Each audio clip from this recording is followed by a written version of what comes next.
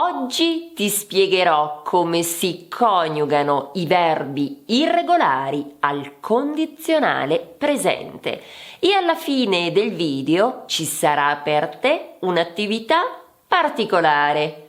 Chi cerca, trova. Se sei entusiasta come me di entrare subito nel vivo di questo argomento, ti invito ad iscriverti al canale e ad attivare la campanella in modo da ricevere una notifica ogni volta che una nuova lezione è disponibile.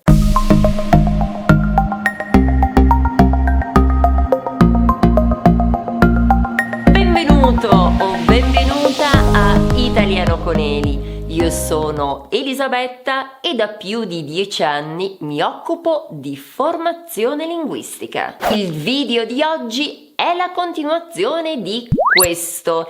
Se non lo hai ancora visto, ti consiglio di farlo. Troverai il link nella descrizione qui sotto. Iniziamo con una premessa, che è poi la stessa che ho fatto anche per i verbi al futuro semplice. La difficoltà maggiore nei verbi regolari al condizionale semplice sta nei verbi che finiscono in are. Attenzione ai verbi quindi della prima coniugazione, perché dobbiamo modificare la vocale A in E. Pertanto non dirò io parlarei se potessi, bensì io parlerei. Qui sta la difficoltà maggiore.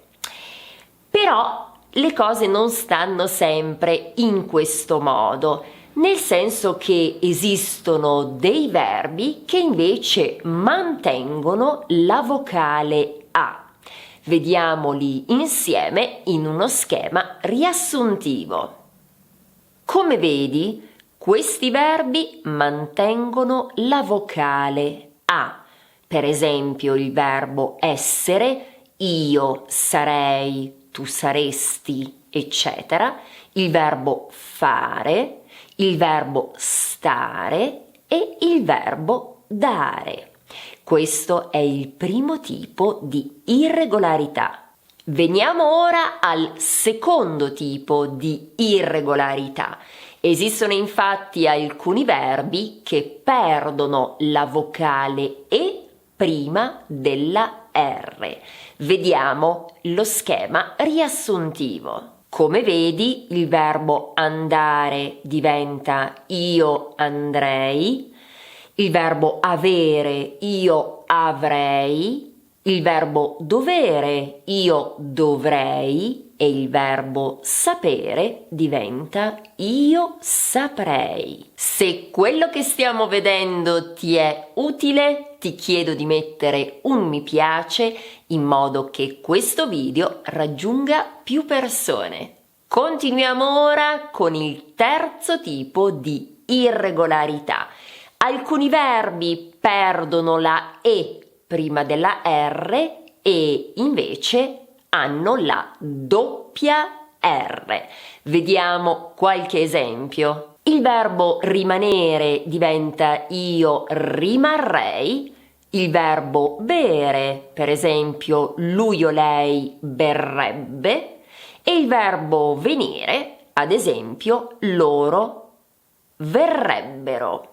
Attenzione alle doppie, è molto importante che la pronuncia sia corretta, mi raccomando.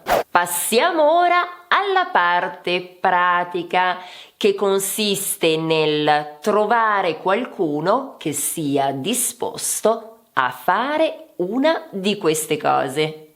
Facciamo un esempio. Se tu volessi trovare qualcuno che sia disponibile ad uscire con te stasera, quale domanda potresti fare?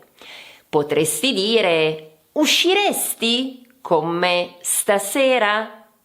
Ti chiedo di scrivere le frasi nei commenti. Non essere pigro o pigra, ricorda che più pratichi e più impari. Trasforma il tuo sogno italiano in realtà. Grazie dell'attenzione. Ci vediamo la prossima volta, sempre su Italiano con Eli.